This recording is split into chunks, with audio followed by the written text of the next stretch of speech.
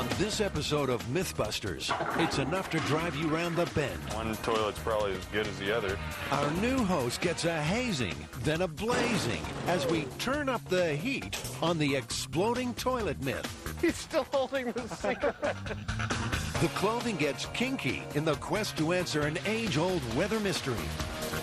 And staring down the barrel, Adam and Jamie take aim at the myth of the magic bullet. Who are the Mythbusters? Am I missing an eyebrow? Adam Savage. I always enjoyed seeing Adam in pain. Oh! And Jamie Heineman. Jamie wants a big boom. Between them, more than 30 years special effects experience. Feels kind of sexy. They don't just tell the myths. Farewell, cruel world. They put them to the test.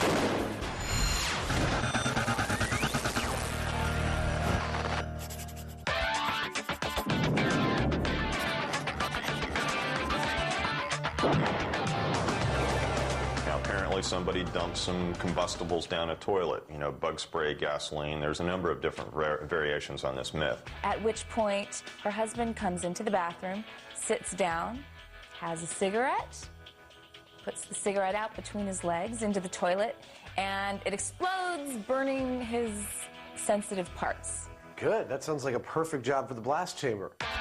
It should be easy for the Mythbusters to get this one in the can. All they have to do is buy a toilet, dump a range of combustible materials into it, drop in a lit cigarette, and watch the fireworks. With your years of experience of exploding toilets and combustible gases, what do you think the hard part of this experiment's going to be? I'm trying to think of various ways that we can actually make that toilet blow up. And, you know, maybe the gasoline or maybe the bug spray will do it. But if not, you know, there are other things that we can put in there. Like a grand finale? Yeah, one way or another, we're going to blow up that damn toilet. Okay, good. First step, down to the local junkyard on the lookout for a toilet. Now, you'd imagine that most toilets are pretty much the same, but Jamie's being fussy. Well, there's less water in the closet. This one's too shallow. The explosive we're going to put in here is heavier than air, so it's going to rest in the bowl. The deeper the bowl, the more explosive force we get, the better the result. I don't think it really matters. You know, one toilet's probably as good as the other. This one doesn't have a top. 40 bucks later, Adam and Jamie have their toilet. Folklorist Heather Joseph Witham has seen enough exploding toilet stories to fill a small outhouse. This narrative has been around at least since the 1930s, at which point it appeared in news clippings in newspapers. The early form of the story was probably some sort of rural gag. You have the wife of the house going and cleaning out the outhouse with some kind of kerosene or oil or other kind of volatile fluid, at which point the grandpa goes out and sits down and lights his pipe, and he gets blown right off the outhouse seat. And as he's lying there amidst the rubble, he says, "Must have been something I ate."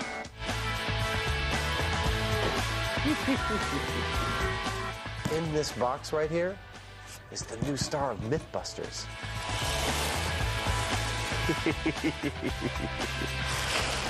Oh, look at that.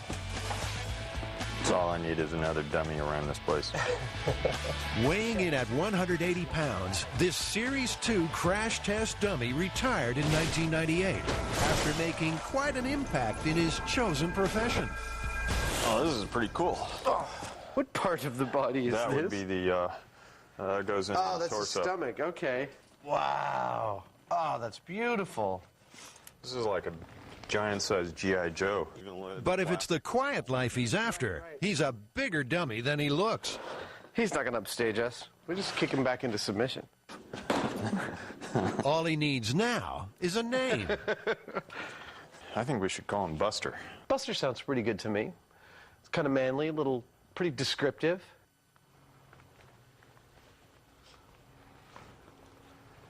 He doesn't have any ears. The next step, Jamie has to build a remote-controlled hand to drop the cigarette.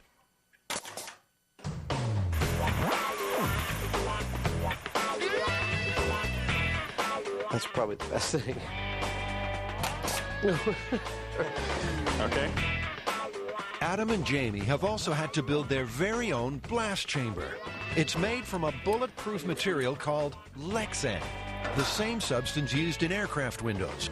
Hopefully, it will survive its maiden voyage.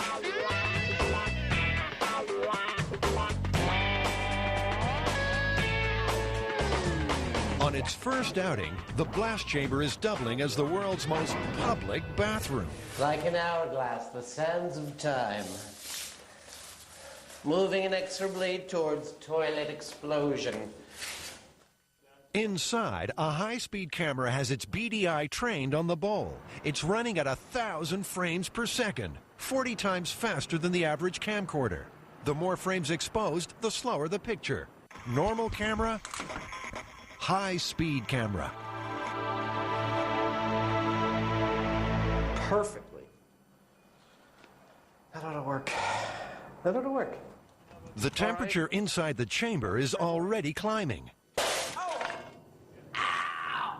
The hotter it is, the easier it should be to ignite the fuel.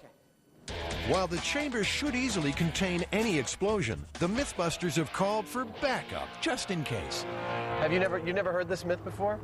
No, actually I haven't heard this one. Found a few people on the toilet, but never because of a toilet explosion. Falling off the toilet, a lot of Something like that, bathroom yeah. problems. Falling off the toilet? Never actually exploding. The local fire marshal's on hand to oversee proceedings. So we've designed this with, it's covered with polycarbonate that won't shatter or go anywhere. It's securely bolted, as well as it's made in 2 separate halves, so that if there is any kind of general explosion in there, it'll just open like a flower. So there's nothing holding it together, in other words? No. The first product you're going to test? We've got... We have an order. You start with your cleanest. Yeah. You'll have your best progression. Is there that much of a difference between, like a coal or an ember dropping into a propellant and an actual lit flame? It depends on how much surface area you have on that coal. So a coal can light like a cigarette Absolutely. butt? Yeah, can do. smoldering, yes. Combustible number 1. Mythbusters hairspray. It's what I use to keep my dew in line. How much of this stuff am I supposed to put in there? The myth said that the can of propellant got stuck open. So not knowing what to do with it, she emptied it out in the toilet. So I'd put a whole bunch in there. Oh, yeah? Yeah. Okay. You know, when you start to get dizzy, it's probably time to leave. Okay. A sensor measures the level of flammable vapor inside the chamber. Would seem we have some combustible gases in here. We're loaded and ready for ignition. Come on, say something cool. Release mechanism dropping by. That's it. Okay, 3, 2, 1, go.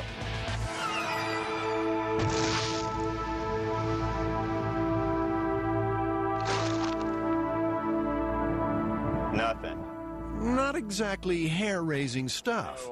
Well, time to move on to the next test. Bug spray. All right. All right. Well. Aw. This is powerful porcelain. It seems the smoldering tip of the cigarette is not producing enough heat to reach the flash point of the hydrocarbons. I mean, we're totally duplicating the circumstances of the myth. Lit cigarette, bug spray. It's not like anyone tried to reach an ideal air-fuel mixture.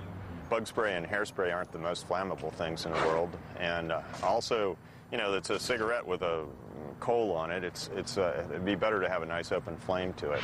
It's time to move outside the confines of the myth and see if a naked flame can spark some life. More bug spray. If it doesn't do it on this one, I don't think it's happening. We still got a few more things to try, though, so be patient. All right. All right. This time, Jamie's giving it both barrels. The sensor's squealing. Okay, here goes. There, go. Did it go in the toilet? It did, and there was actually a little poof in the toilet. Well, hardly 4th of July. Poof. We have poop. Testing 1, 2, 3. Time for butane to step up to the plate.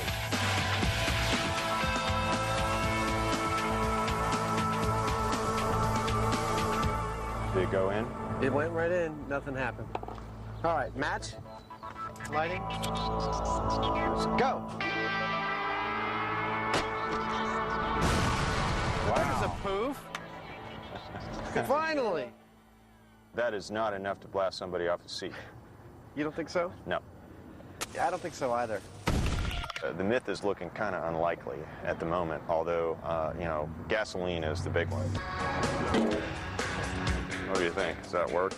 Oh, that's beautiful. Surely, dropping a cigarette into a pool of gasoline will produce some type of reaction. Let's get a wet towel ready in case the extinguisher fails. Silly housewife, pouring gasoline down the toilet. Are you ready? I'm ready. Lighting cigarette. Okay, I'm going to drop it.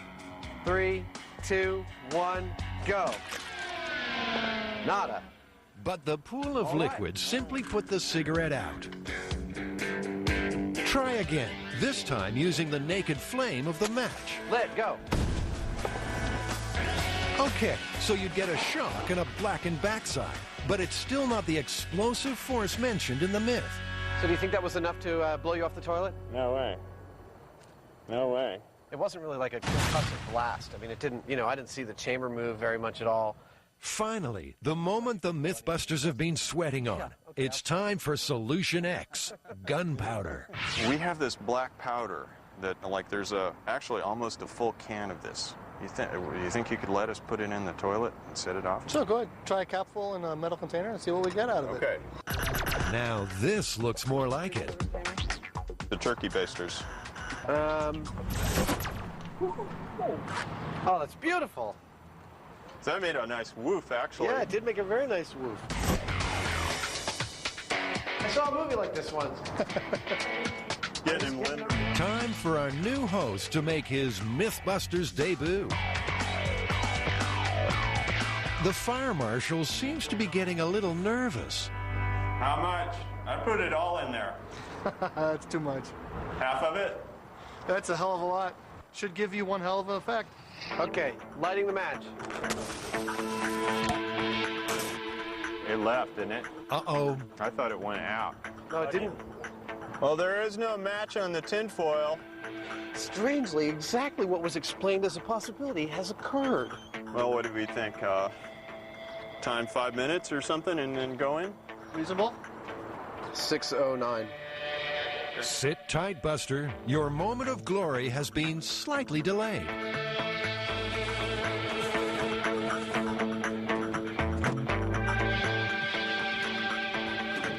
Chamber is sealed. Are we good to go? Yep. Ready. Go.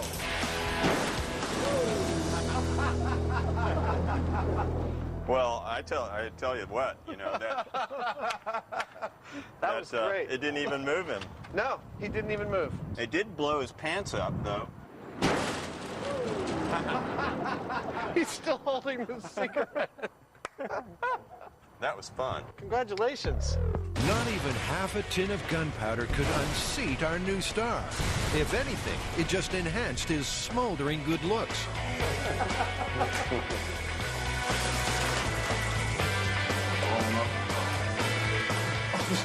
There you go. Yeah, I've had days just like this, too. Another myth busted. Jamie and Adam are flush with success. This is perfect amount of carnage.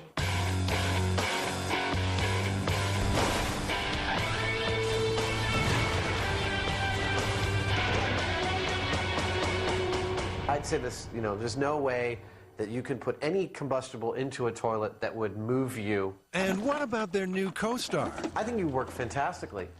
In fact, we were able to set fire to his clothes, and he doesn't seem any the worse for wear. I mean, he smells a little bit, but I think he did fantastically.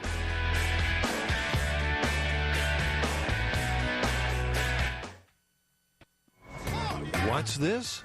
Adam and Jamie browsing in a sex shop? Your arms are totally inside of it. What sort of depraved myth-busting challenge could possibly call for such kinky clothing? The myth that you stay drier if you run in the rain. Basically, it's a bit of practical advice. Run if it's raining, and you won't get as wet than if you're walking. Seems to make sense to me.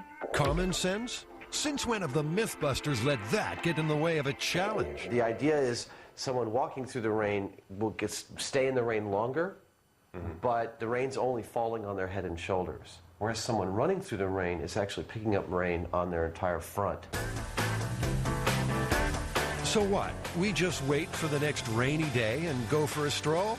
No siree. The Mythbusters will need controlled conditions. We're going to have to be really careful about this. It seems like a simple thing. It seems pretty straightforward. Yeah, but there are actually a lot of factors to consider. You've got, the velocity of the rain. You've got the speed that you're running. You've got all these different things to factor in there. The setup, an indoor course 100 feet long, which Adam and Jamie will walk, then run through in a downpour of homemade rain. They'll wear identical cotton coveralls, which will be weighed after each test to see how much rain they've soaked up. Now, all that means they'll have to manufacture some very precise precipitation. I think the hardest part is going to be getting really reliable, consistent rain, something that's realistic. So, it's got to be the right velocity, the right drop size, nice even spread over a big distance like this for us to get a good, consistent run. At this early stage, what do Adam and Jamie think will happen? If you walk, you spend more time in the rain. That's your idea? Mm-hmm. I'm going to disagree with you just for the hell of it, and I'm going to say the person who runs to the rain gets wetter. When it comes time to run the test, Adam and Jamie will have to make sure their perspiration doesn't mix with the rain. So they'll have to wear something underneath their coveralls, something snug and form-fitting. Ah, so that explains the visit to the land of latex. Have you ever worn latex before? I've never worn latex before. Okay. I've heard it takes a lot of powder. This one, you get in through the neck. This one, you open up the Your shoulder. whole body fits to the neck. This is called, a neck entry, and all you do is stretch. It doesn't tear. I mean, it's built very strong, and you just step inside of it. This is kind of a cool feeling because it completely closes up around you. Do you want to try them on right now? I'm not attached to trying them on right now. It seems like a lot of work. But apparently, we're going to try it on right now. That's enough of that. How do you feel? Feel kind of sexy. It's funny because you bend your legs, you can feel them spring back again. You can. It's like, boink, boink. Though a little unsure at first, Jamie seems quite taken. The next step, buy some piping for their homemade downpour. Are these things sealed just by screwing them in tight? Teflon tape. You'd have to Teflon tape. I'd rather use the goop. It goes together quick. Okay. I was trying to accommodate you. You were like, we're going to have to glue all these together earlier. And when you've done special effects for as many sci-fi movies as Adam, you see irrigation equipment in a completely different light. Ah, yeah, here you go. This I've seen in more than one movie as the business end of some kind of big gun. So we need like 40 feet of half-inch pipe and 150 feet of the 2-inch pipe.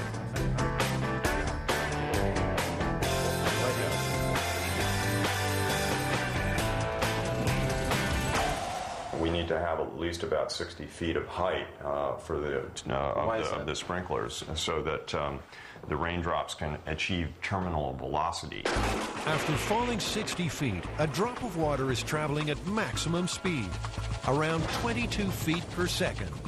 After that, it cannot go any faster, no matter how far it plummets. We just go up there with a hose, and squirt it down. It's not really going to be like real rain. It might be going faster or slower. We don't know. Over the years, several studies have sought to answer the question of whether you should amble or gallop through the rain. Meteorologists Tom Peterson and Trevor Wallace conducted their own experiment at the National Climatic Data Center in North Carolina. That's perfect. They simply waited for a downpour and stepped outside. We measured out an approximate course to try to get 100 meters, but we didn't feel like it was crucial to have exactly 100 meters because we weren't trying to see how much rain we absorbed in 100 meters, but the relative difference between running and walking. Tom walked, Trevor ran. Then their clothing was weighed. We won't reveal their results just yet. Let's wait and see how Adam and Jamie get on. Ironically, the heavens have opened, just as Adam and Jamie find the perfect place to whip up a storm. So here we are, Jamie. An Alameda Naval Base. Yeah, across the bay from San Francisco. They used to paint C-130 planes in this room. It's a big hangar. Yeah. Time to see whether or not Adam's rain delivery system is just a pipe dream.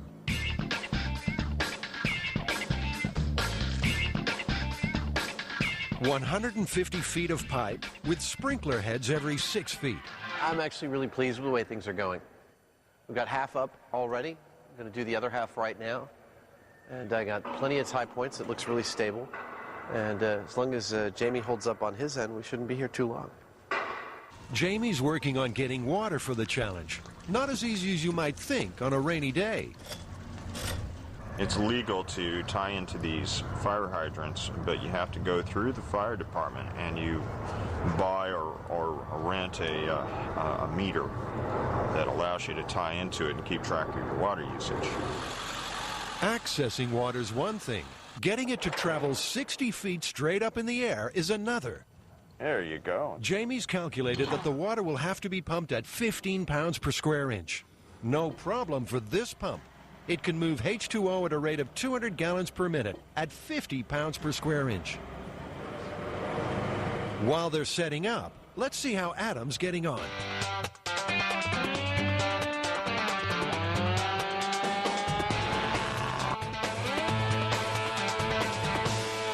That might be enough, but you know what? I don't think so. Guess that means he's finished the rain rig. With the pipes in place and the water pumping, the Mythbusters are keen to give the rain a dry run.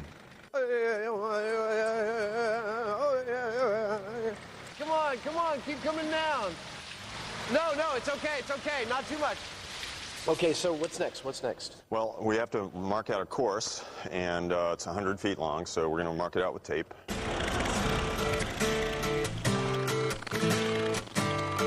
We need to get another roll and attach it to this so we can make it to the other piece of tape.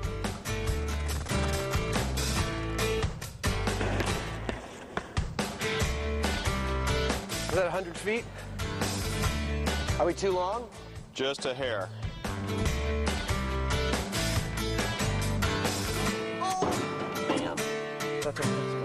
On some of the tests, they plan to add wind as a variable. You know, I'm not getting this at all. It's like, you don't want one starting at the end line, or at the start line? No. Here, come over here. I'll draw it out for you what I'm thinking. Probably here, blowing like this, or going like Looks this. like they can't agree on a fan We plan. want to get it the fans as close to the course as we can anyway. Not necessarily. Consistency is more important than the highest wind speed. Let's set it up my way first. Okay. Of course I want to set it up my way first. Do you want to set it up your way first? I don't care, actually, Adam. For this experiment, they're looking to duplicate average rainfall, between 2 and 3 inches per hour. Digital gauges are set out along the course. Oh, these are fabulous. It's almost like whoever invented these didn't want to get wet when they were measuring the rain. We're going to run it for 5 minutes.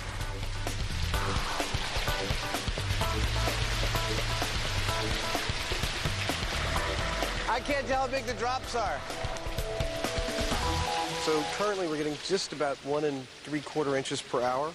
We want to goose up the throttle just a little bit, and we should have the perfect amount of rain. I'm ready to dress up.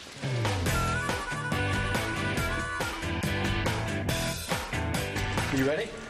Ready as I'm gonna be. I must admit, I feel a little funky. Step 1, make the rain more visible. Bubble, bubble, toil and trouble, fire burn and cauldron bubble. Step 2, put on the coveralls. Each pair weighs 757 grams. Step 3, it's time to walk the line and find an answer to this age-old mystery. Walking.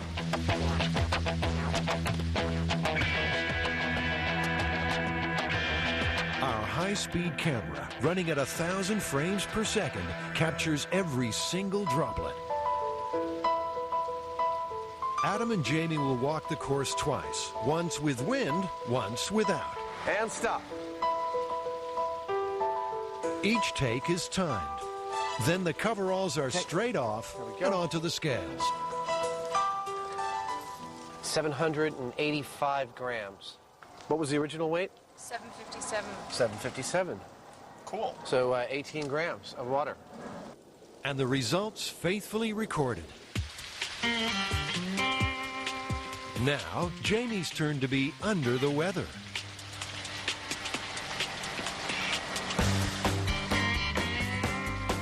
Swift walks clock in at around 18 seconds, and the coveralls have soaked up almost the same amount of water.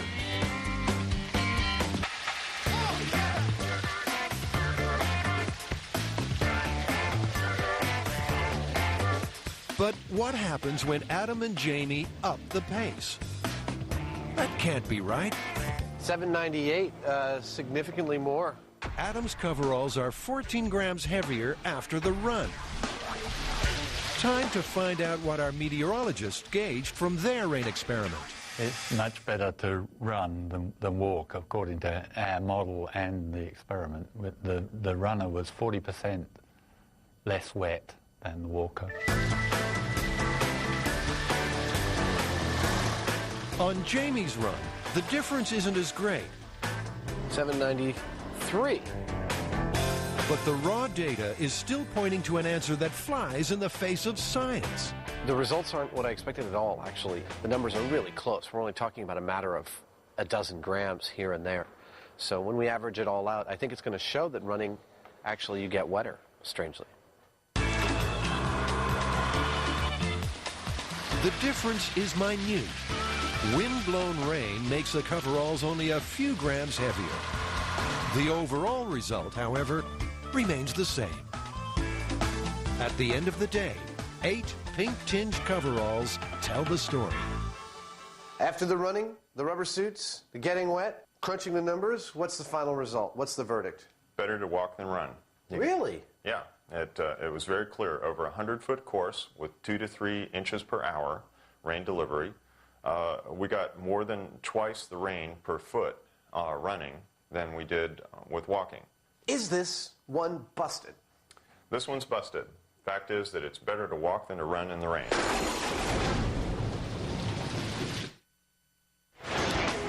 The Mythbusters are aiming high. Adam and Jamie are unraveling the myth of the magic bullet. The bullet that delivers a deadly payload, then disappears. It's even been implicated in the death of a president.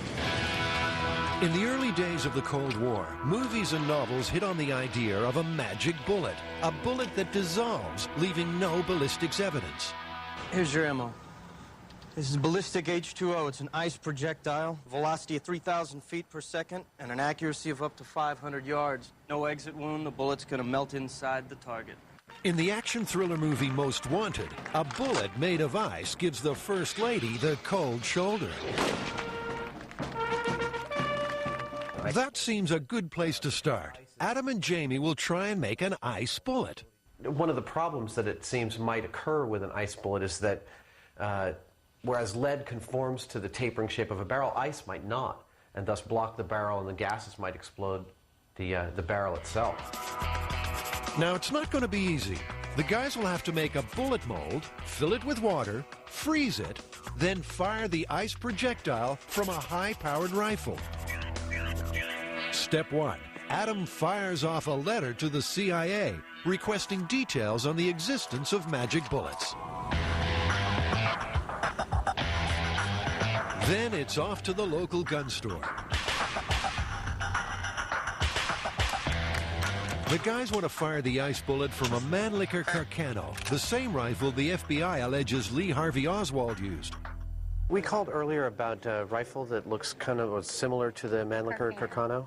It's not exactly the same, but it's close enough. Have you ever heard of anyone trying to fire a bullet made of ice out of one of these? No, I haven't. I know it's a myth. You know it's a myth? I know it's a myth, but I've never actually heard of anybody trying it. I don't think it's feasible. So why don't you think it's feasible? Because ice melts. When buying a weapon in California, there's a 10-day waiting period, so it's back to base. So we did pretty good there. We got most of what we need, I think, to get rolling. We got our loader, we got our manual, we got funnels for putting powder back in if we spill some, we got our bullets, we got our impact bullet. The trip to the gun store has brought it home to the guys just how dangerous this project will be. We're working with high explosives, we're working on objects and with machines specifically designed to kill people. That safety's got to be paramount through every step of this. Anytime we modify a gun, even the slightest variation in loading the bullet into the cartridge can cause the thing to explode in the gun. It could be very dangerous. A big X factor is gunpowder. You know, what they told us was if you got the gunpowder 22 degrees below zero or less, that it wouldn't even fire, it wouldn't even ignite. What Jamie's looking at doing is casting it in such a way as to isolate the tip of the bullet from the rest of the bullets. While Jamie starts making a bullet mold, Adam's hard at work on their intended victim. This is actually a model of my face that Jamie and I did probably about 10 years ago. I was bald and clean-shaven, and I figured, you know, it's a perfect time to cast her head. The dummy will be made from ballistics gel, a substance used by the FBI. Made from animal products, the gel mimics human flesh.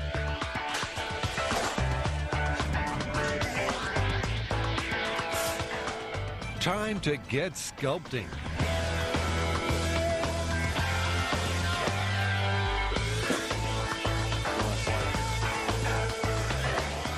The dummy will have to be chilled for 48 hours. Where are they going to find a big enough freezer? Well, that's made of Jell-O? That's made of Jell-O, 200 pounds of Jell-O. Ooh, it feels good. Right over there. It's over to the cool room at the local deli.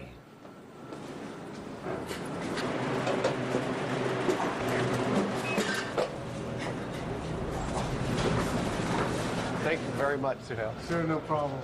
You guys coming for lunch? We got Jell-O on special. How's the bullet mold coming along?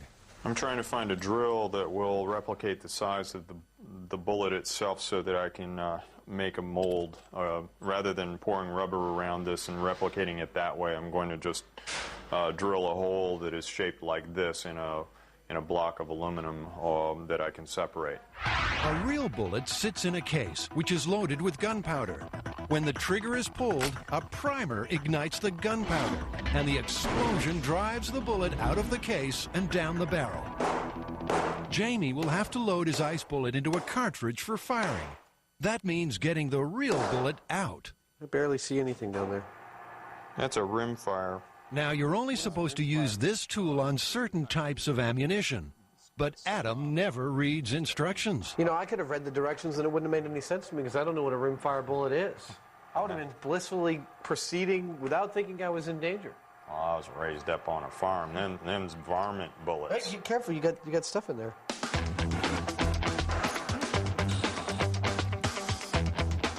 The ice bullet mold is ready to go. The two aluminum blocks screw together, forming a perfect bullet shape. Jamie pours water into the mold and dunks it in liquid nitrogen. Looks good. Looks like a bullet to me. But getting the bullet out of the mold in one piece is proving a problem. You know, it didn't come out all in one piece. I need to put a coating on the inside of the mold so that the ice comes out easily because it's very brittle. We don't want to break it before we get it in the gun. The alarm bells are ringing already. If an ice bullet is too brittle to survive the mold intact, how could it be fired from the barrel of a rifle? A bullet does not stop accelerating once it leaves the gun. It actually gets propelled by heated gases exploding from the barrel. Is it really possible that a simple ice projectile, no matter how cold, could withstand such forces and reach its target intact? This man says no. Dr. Roger McCarthy is the chairman of Exponent, a company whose success comes from the failure of others. He spent his life investigating everything, from faulty massage chairs to major disasters. He's also studied the magic bullet theory. In particular, the idea that JFK was killed by a magic bullet, fired by a second sniper on the grassy knoll. But Dr. McCarthy's magic bullet isn't made of ice. It's metal, hollowed out, and filled with liquid. A liquid bullet was one of the few ways to guarantee that all the energy of the bullet would be dissipated in the target and there would be no exit wound. Because a bullet exiting the target is a complete waste of energy. You never want to see that as a professional assassin. In the wake of JFK's assassination, the magic bullet theory was dismissed for one simple reason. The sniper would have been on the right of the motorcade, but there was no exit wound on the left side of the president's head. But because it has less mass than a conventional bullet, a liquid bullet wouldn't exit the target. I was able to show in my experimentation that the pressure wave being introduced by the bullet into the skull and then bouncing off the other side will in fact expel all the parts of the bullet out. Ice projectiles. What do these people think of next? Fruity flavors? No. What's this? But the Mythbusters aren't beaten yet. There's stuff to make a bullet out of. Imagine you're an overworked forensics expert. Would you be looking for a slug made of meat? What did you do today, honey? I made a meat bullet. Is that what the kids are calling it these days?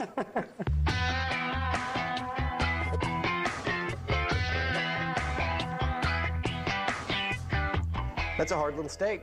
That's a loaded meat bullet. The result? Well, Adam's mouth's watering. I would bet you that this is the most successful test we have. Jamie's on a roll. He tries again. This time, a bullet made of simple gelatin. I've got a cold. This is looking really promising because it's not at all brittle. Why don't you mess with that? That's sealed up. That's pretty good stuff right there. Yeah, it's a little bit flexible, a little bit hard. It's a little bit country, a little bit rock and roll. Meanwhile, some interesting mail has arrived. A reply from the CIA.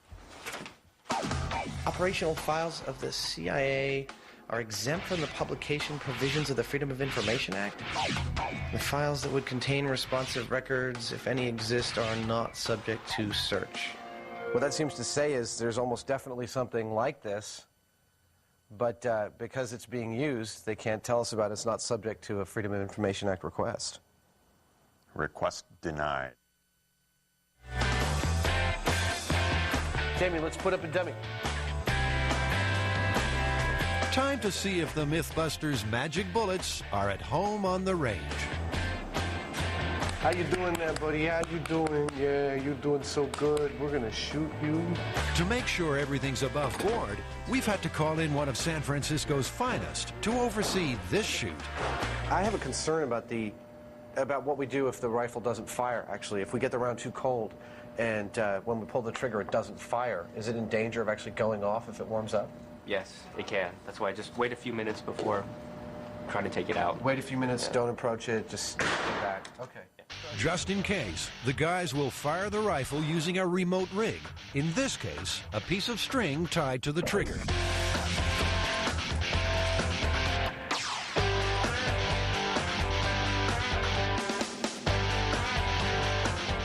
Oh, that's a nice meat bullet if I ever saw one.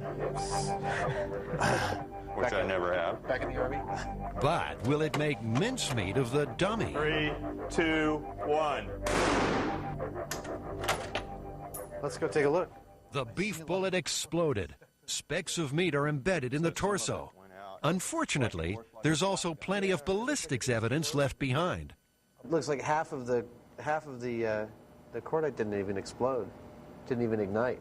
Yeah, I guess it was less loud than before. Needs a certain amount of, stay in there-ness. Like needs to plug the cartridge. Stay in there-ness? Yeah. Is that scientific? Maybe a gelatin bullet will have that elusive stay in there-ness.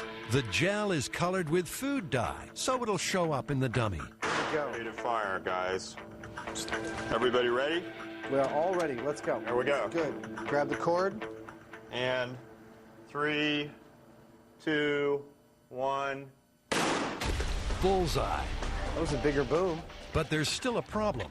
The gel bullet struck the dummy at 3 times the speed of sound and with a force of more than 2,000 pounds per square inch. But even so, I went in about an inch. That's not much penetration. If you compare the gel bullet with the effects of a real Carcano or a 6.65 millimeter round fired from the same rifle, you can see that the frozen gel just won't work if firing over a distance.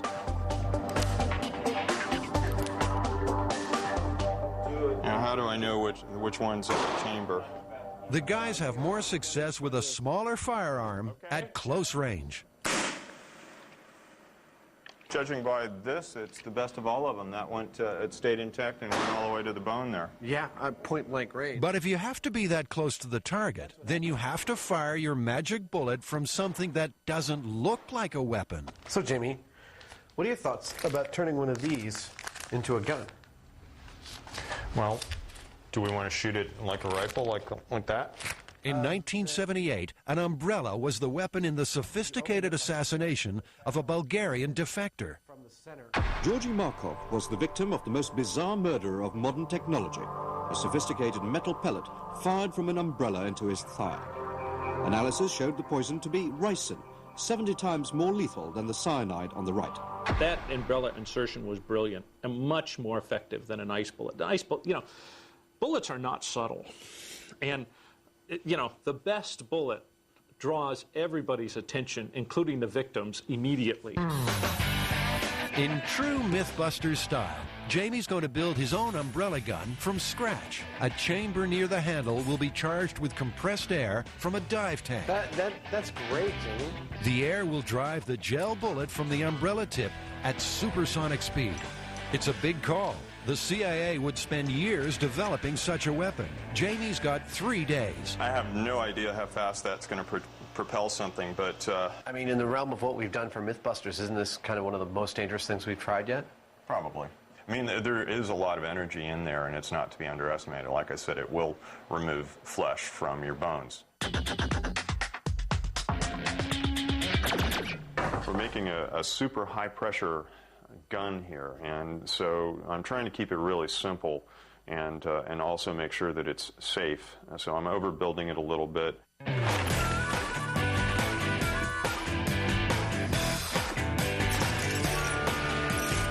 So much stuff and it's still not enough. Just can't get there from here. Gotta make everything from scratch.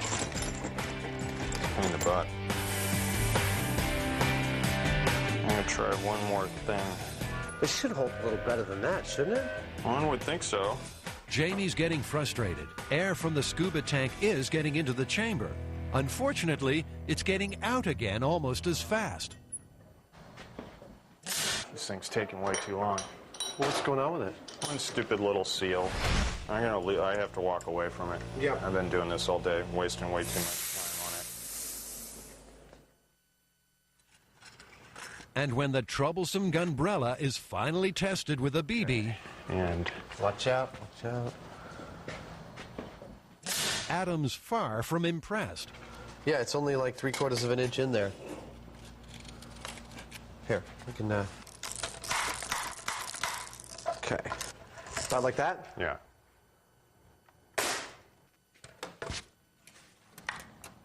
Interesting. It looks like it went in deeper. Say 7 inches. That's interesting.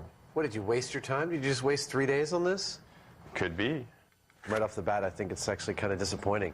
I mean, I spent 3 days working on this, like, super high-powered air reservoir to fire this thing, and this, $50 BB gun outperformed it right off the bat. I could have modified this to fit in that umbrella in a couple of hours. Adam scavenges a CO2 canister and trigger from an old air pistol.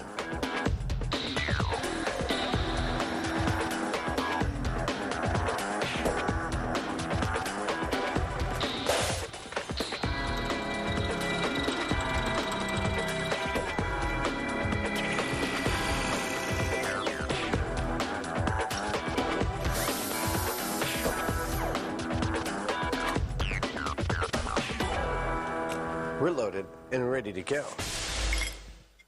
CO2 cartridge from the pistol. Yeah. Loaded into the barrel, which goes up the center of the umbrella's chamber and comes out the tip. And the trigger mechanism will be like a ball bearing on a leaf spring going, because that gun fires the same way the other one does, just a weight against that thing. Okay. That pretty cool? Yeah. So umbrella's at 30 paces. Looks like we're going to be pitting your umbrella against my umbrella. My umbrella's going to take you down. We'll see about that. Absolutely. You won't even know it's an umbrella. I mean, you won't even know it's not an umbrella. In California, a weapon like this is illegal, but we have police permission and supervision. Umbrella guns loaded. Point blank. In 3, 2, 1. Wow. That was really effective. That went all the way into the sternum. I mean, that went all the way in. The projectile is tiny, but could easily carry a lethal dose of poison. Both umbrellas worked better than the real guns.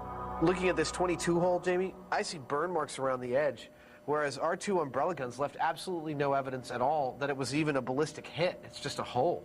Yeah, and they did just as much damage. Absolutely. I mean, I think they're the cleanest things we got today. I'd go with the air gun. I'd go with the air gun myself. And the magic bullet? It seems any substance that would melt inside a human body is too fragile to be successfully fired from a high-powered weapon. So, myth busted? Absolutely.